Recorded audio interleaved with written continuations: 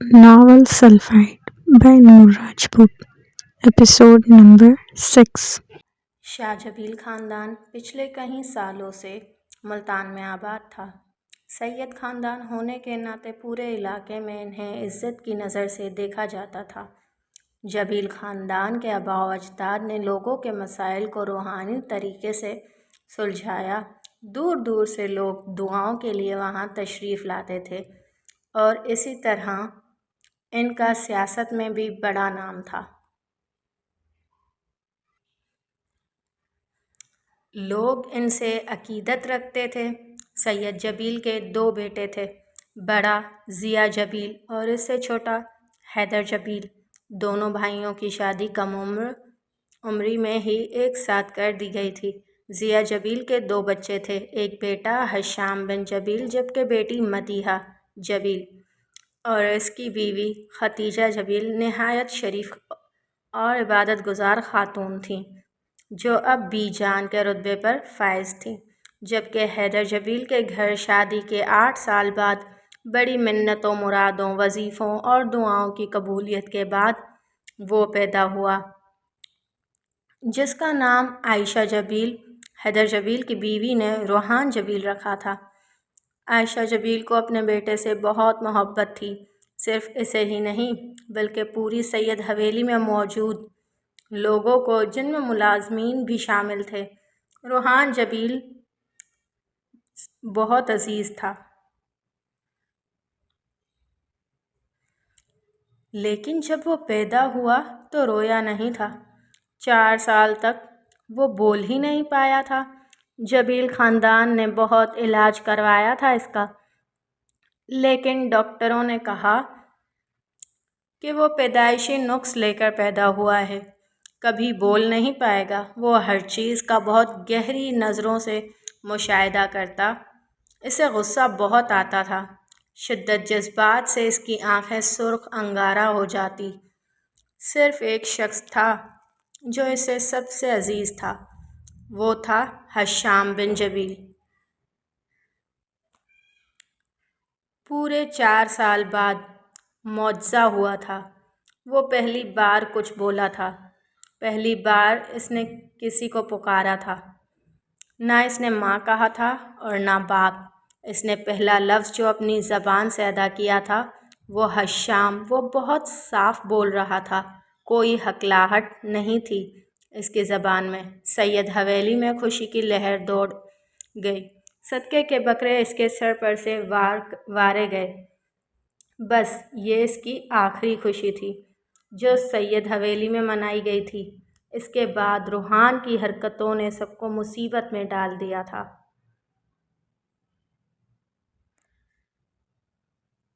Sulphide? वो ज़ेरे लब बड़बड़ाई। जी, सल्फाइड पढ़ा होगा आपने? हशाम ने पूछा।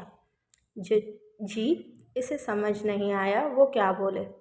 जी, तो बस आपको अच्छे तरीके से सब समझ जाना चाहिए और इसके रवैये की वजह से मैं आपसे माज़रत करता हूँ। न जाने क्यों हशाम को एक अपनायत का एहसास हो रहा था। वो पिछले आधे घंटे से बहुत शाइस्ता अंदाज में इससे बात कर रहा था। जैसा रूहान ने कहा था कि वो बहुत नकचड़ी, मगरूर और बेवकूफ़ लड़की है, हशाम को वो वैसी नहीं लगी थी, बल्कि वो इसे बहुत समझदार और मासूम लग रही थी। धूप की शुआओं का रुख मेज़ से उम्मे खानम की तरफ पलटा। वो कुछ कहने लगा था जब एकदम खामोश हो गया था। खानम ने कुछ देखने के लिए चेहरे का रुख खिड़की की तरफ किया और शुआओं ने इसके चेहरे को छुआ। इसकी थोड़ी सी अजीब सी रोशनी फूटी थी, जैसे कोई हीरा चमकता हो। हशाम की आंखें एकदम चुंधिया सी गई। इसे समझ नहीं आया था कि ये क्या था, वो रोशनी कहाँ से आई थी। आपको माजरत करने की ज़रूरत नहीं मिस्टर जबील। मैं कोशिश करूँगी कि आज के बाद इसे नज़रअंदाज कर सकूँ। वो पेशावराना मुस्कुराई थी, जबकि हशाम बिन जबील तो जैसे गंग हो गया था। ठीक है, अब मेरी क्लास का वक्त है। बहुत बहुत शुक्रिया आप मेरे बुलाने पर आए। اور میرے نقطۂ نظر کو سمجھا۔ وہ جیسے ہوش میں آیا تھا۔ جی ٹھیک ہے، آئندہ کوئی مسئلہ ہو تو آپ مجھے بتا سکتی ہیں۔ میری بھی فلائٹ ہے، رات کو مجھے بھی جلدی جانا ہے۔ وہ ایک جھٹکے سے کھڑا ہوا جبکہ خانم نے صرف سر ہلایا۔ خدا حافظ، وہ زبردستی مسکرایا اور پھر دروازے کی طرف بڑھ گیا۔ دروازے پر پہنچ کر وہ رکا تھا، جانے کیوں پلٹ کر اسے دیکھا تھا جو سفید دوپٹہ لیے روشنی میں بیٹھی اسے حیران کر رہی تھی۔ کوئی چیز پھر چمکی تھی اس کے چہرے پر۔ وہ عجب کشمکش کا شکار ہوا تھا۔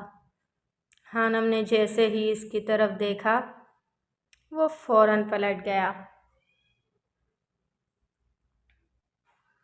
یہ چمک بہت سوں کو آباد کرے گی اور بہت سوں کو برباد۔ دور کہیں فقیر کے کہے گئے الفاظ گونجے تھے۔ ماہی روزانہ اس کی پروفائل چیک کرتی تھی۔ Hisham Jabeel traveling from Pakistan to Paris. وہ اس کا سٹیٹس دیکھ کر اپنی چیخ نہیں روک پائی تھی۔ کیا ہوا ماہی، تم ٹھیک ہو؟ ایلا کی پریشان سی آواز ابھری تھی۔ ہاں میں ٹھیک ہوں۔ اسے یقین نہیں آ رہا تھا کہ وہ پیرس آ رہا تھا۔ ماہی کا دل کر رہا تھا کہ وہ خوشی سے ڈانس کرے۔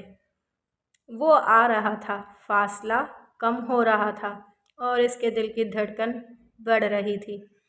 ایلا ایلا، وہ آ رہا ہے، وہ واپس آ رہا ہے۔ وہ چلاتی ہوئی کمرے سے باہر بھاگی تھی، لیکن پتہ نہیں تقدیر نے ملن لکھا تھا یا نہیں۔ سنو، قصہ سناتا ہوں، تمہیں ایک سچ بتاتا ہوں۔ محبت کب ہوئی مجھ کو، تمہیں آغاز چاہت میں میری غلطی بتاتا ہوں۔ میں ٹوٹا دل لیے ایک دن، حدیں سب بھول کے ایک دن، اچانک ایک اجنبی چہرہ نظر کے سامنے گزرا۔ میری آنکھوں کے رستے وہ میرے اندر کہیں اترا۔ میں کیسے جان لیتا کہ وہ میری جان لے لے گا، مجھے اس راہ پر چلنے پہ پھر مجبور کر دے گا۔ وہ راستہ میرے وجود کو غموں سے مالا مال کر دے گا۔ میں اس میں گم ہو کر پھر سبھی کو بھول بیٹھا تھا۔ سگے سب اپنے رشتوں کو میں بیکار سمجھتا تھا، کہیں پر چھوڑ آیا تھا میں اپنا آپ سبھی اپنے۔ پھر کچھ اس طرح پلٹا وہ مجھے وہ پل نہ بھولے گا جہاں پر جان نکلی تھی، محبت ٹوٹ کے بکھری تھی۔ وہ رستے کھو گئے جیسے دن خوشیوں کے سارے، سب سو گئے جیسے۔ بتلایا زندگی کیا ہے میری تکمیل کی اس نے، محبت سکھا کے وہ سمجھانے لگی مجھ کو، یہ غلطی مت کبھی کرنا، محبت درد ہے دل کا، سو پگھلے تم نہیں کرنا۔ کاش اس کو بتلائے کوئی، محبت کے سبھی چہرے، خوشی کے غم کے سب لمحے، اسی کے نام پہ کر کے یہ غلطی کر چکا ہوں میں، نکلنا اب نہیں ممکن۔ محبت کر چکا ہوں میں، کب کا مر چکا ہوں میں۔ وہ کلاس لینے کے بعد گیٹ کی طرف بڑھ رہی تھی۔ آج اس کا اکیڈمی میں ٹیسٹ تھا۔ وہ جلد از جلد وہاں پہنچنا چاہتی تھی جب اسے اپنے نام کی پکار سنائی دی۔ مس امی خانم۔ وہ رکی تھی۔ جی۔ وہ پلٹی۔ سامنے پرنسپل کے آفس کے باہر بیٹھنے والا چپڑاسی تھا۔ آپ کو میڈم نے اپنے آفس میں بلایا ہے۔ وہ اسے پیغام دے کر جا چکا تھا جبکہ خانم کے دل کی دھڑکن تیز ہوئی تھی۔ ان 20 دنوں میں یہ پہلا موقع تھا جب اسے آفس میں بلوایا گیا تھا۔ اللہ خیر کرے۔ وہ مرے مرے قدموں سے آفس کی طرف بڑھی۔ آپ نے کس سے پوچھ کر مسٹر جبیل کو یہاں بلایا تھا؟ وہ بھی کمپلین کرنے کے لیے؟ प्रिंसिपल साहिबा के लहजे में सख्ती थी। वो तो धक से रह गई। जी जी, वो क्लास में मिस्टर रोहान। तो आप मुझे बताती मिस उम्मे खानम, क्या आपको इतना नहीं पता कि घर कॉल करने से पहले मसले को इदारे के सरबराह से डिस्कस किया जाता है? मैडम ने इसकी बात काटी। शायद आप जानती नहीं हैं कि आपने सैयद जबील को यहाँ बुलवाया था। आपको इनके ख़ानदान का अंदाज़ा नहीं है। वो बेबसी से उंगलियां मरोड़ रही थी। हलक में जैसे आंसू का गोला अटक गया था। इसे वाकई आरजे के बारे में कुछ पता नहीं था। कॉलेज में मेल स्टाफ होने की वजह से वो अपना फारिग वक्त लेडीज़ रूम में गुजारती थी। इसकी किसी टीचर्स के साथ भी इतनी दोस्ती नहीं थी कि वो अपने मसले को किसी से डिस्कस करती। वो स्टाफ रूम में कम ही जाती थी। अगर वो जाती तो शायद इसे आरजे का पता होता। आइंदा ये गलती ना हो मिस उम्मे खानम। मिस्टर जबील के कहने पर मैं आपको माफ़ कर रही हूँ। अब जाएं और अपना काम बेहतर बनाएं। वो खामोशी से उठाई थी। इसे अब समझ आ रहा था कि इसे पहले मैडम से बात करनी चाहिए थी, लेकिन एक औरत अपनी इज्जत नफ्स पर समझौता नहीं करती। रोहान ने पूरी क्लास के सामने दोबारा इसे बेइज्जत किया था। जब इसे कुछ समझ ना आया तो इसने इसके घर फ़ोन कर दिया। वो शख्स इसके आंसू का सबब बनता जा रहा था। वो मरे मरे कदमों से गेट से बाहर निकल आई। इसे अब अंदाज़ा हो रहा था कि प्राइवेट इदारों में मुलाजमत करना इतना भी आसान नहीं था। वहाँ जाने से पहले इंसान को अपनी इज़्ज़त नफ्स खुद ख़त्म कर देनी चाहिए। आरजे आज फिर नहीं आया था और इसे यकीन था इतने आसानी से वो इसे माफ़ नहीं करने वाला था।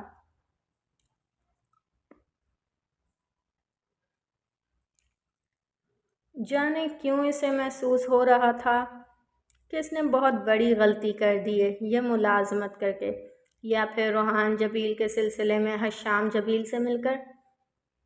जो प्रिंसिपल ने इससे कहा वो गलत नहीं था, वो वाकई इसकी गलती थी। लेकिन वो क्या करती? वो रोहान जबील इसके गले की हड्डी बन गया था। क्लास में नहीं आता तो सुकून होता और जब आ जाता तो दिमाग ख़राब कर देता था। इसने हाथ के इशारे से रिक्शा रोका और फिर चादर को अच्छी तरीके से लपेटते हुए वो अंदर बैठ गई थी। इसे मजबूत बनना था, लेकिन क्या सच में रोहान जबील के होते हुए वो वहाँ रह सकती थी? ये वो खुद भी नहीं जानती थी।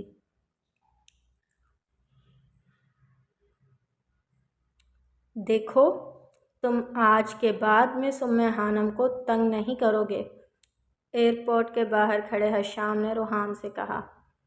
अगर किया तो? वो गाड़ी की चाबी को उंगली पर घुमाते हुए बोला था। च्युइंगम चबाते वो हमेशा की तरह बेनियाज नज़र आ रहा था। देखो आरजे, ये अच्छी बात नहीं है। देखो शामू काका, तुम जाते वक्त अपना मूड ख़राब मत करो। ये मेरी ज़िंदगी है और इस खानम को मैं खुद देख लूँगा। वो हशाम की बात काट चुका था। चेहरे पर बेजारी सी फैली थी। शर्म करो यार, वो टीचर है तुम्हारी। हशाम की बात पर इसका कहका बुलंद हुआ। वैसे ना, बड़ा दिलचस्प मामला है। एक तो वो है मुझसे छोटी, ऊपर से इसे आता कुछ नहीं है। इसे जलील करने का मज़ा अलग है। वो अपनी तमाम तरकबासत के साथ एक आंख दबाते हुए कह रहा था। एयरपोर्ट पे लोगों का हुजूम था। लोग आ जा रहे थे। हशाम का जाने को दिल नहीं कर रहा था इस बार। जाने क्या चीज़ इसे रोक रही थी। वो कुछ भी कर लेता, मगर आरजे को कभी नहीं समझा सकता था।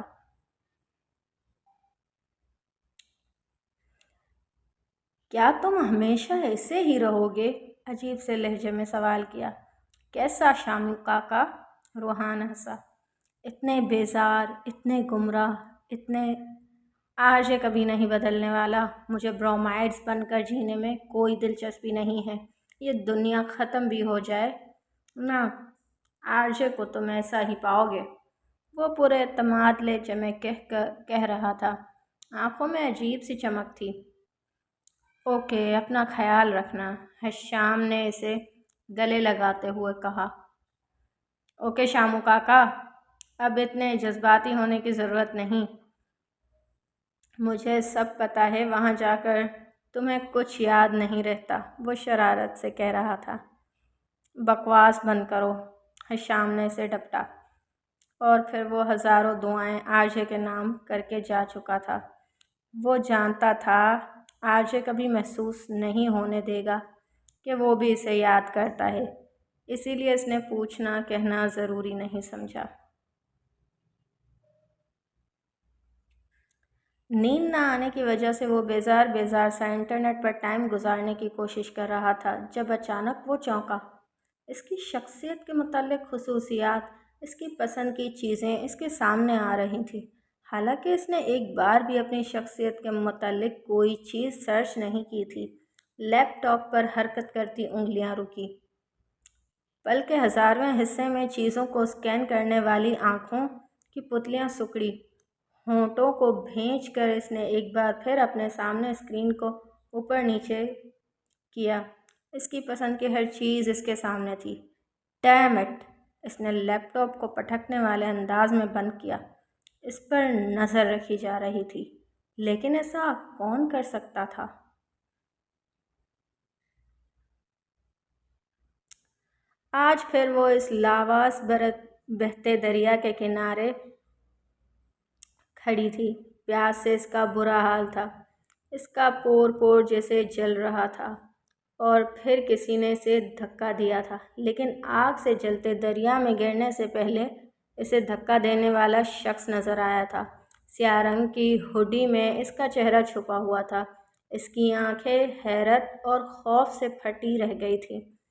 इससे पहले वो आग का दरिया इसे निगलता इसकी आंख खुल गई थी। जाने कितनी मुश्किल से इसने अपनी चीख रोकी थी। डर और खौफ की वजह से इसकी धड़कन बहुत तेज़ चल रही थी। सर्दी में भी पसीना इसके चेहरे पर चमक रहा था। आज तो वो नमाज पढ़कर भी सोई थी। न जाने क्यों फिर वो आग इसे जला रही थी। और वो कौन था जो इसे धक्का देता है? वो बिस्तर से नीचे उतरने के बाद दरवाजे की तरफ बढ़ी। हानि! दरवाज़ा खुलने की आवाज़ से अम्मा की आंख खुल गई। जी अम्मी, वो खुद पर काबू पाते हुए बोली। सोई नहीं तुम अभी तक? सो गई थी अम्मा, बस अभी उठी हूँ पानी पीने के लिए, गला खुश्क हो रहा था। अच्छा ठीक है, फिर से करवट बदल कर लेट गई थी।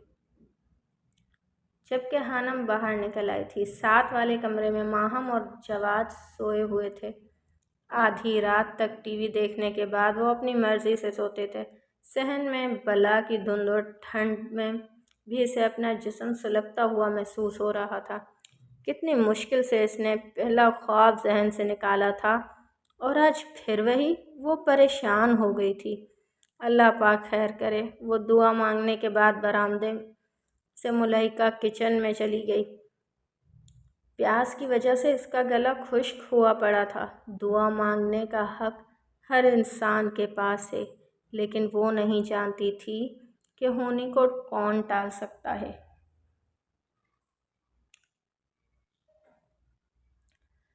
तुम्हें क्या लगता है इसके कि वो लड़का काम करेगा? कमरे में अंधेरा फैला था। दीवारों पर स्याह रंग के पेंट ने कमरे को एक पुरस्रार से माहौल का हिस्सा बना दिया था। कमरे के चारों कोनों में अजीब तर्ज के कंप्यूटर सिस्टम रखे नज़र आ रहे थे।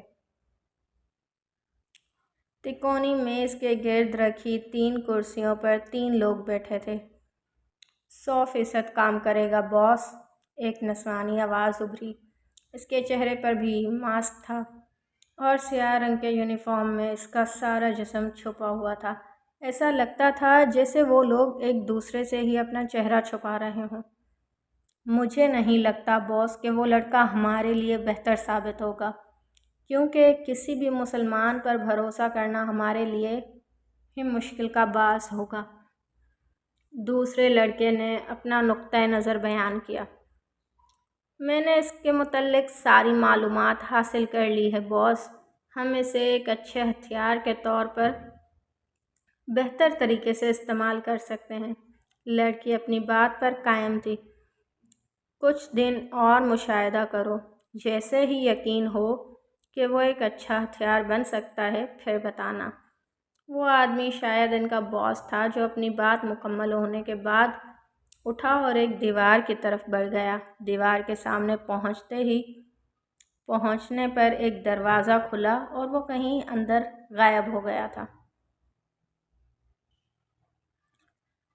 آج وہ پکا ارادہ کر کے آئی تھی کہ کچھ بھی ہو اس نے روحان جبیل کو مکمل نظر انداز کرنا ہے اور جتنا ہو سکے اس سے احتیاط کرنی ہے۔ 9 بجے وہ کالج پہنچ جاتی تھی۔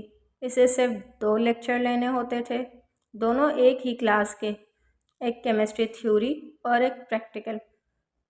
باقی وقت اسے بیٹھ کر گزارنا پڑتا تھا۔ نہ وہ دیر سے آ سکتی تھی اور نہ پہلے جا سکتی تھی۔ یہ کالج کے قوانین کے خلاف تھا۔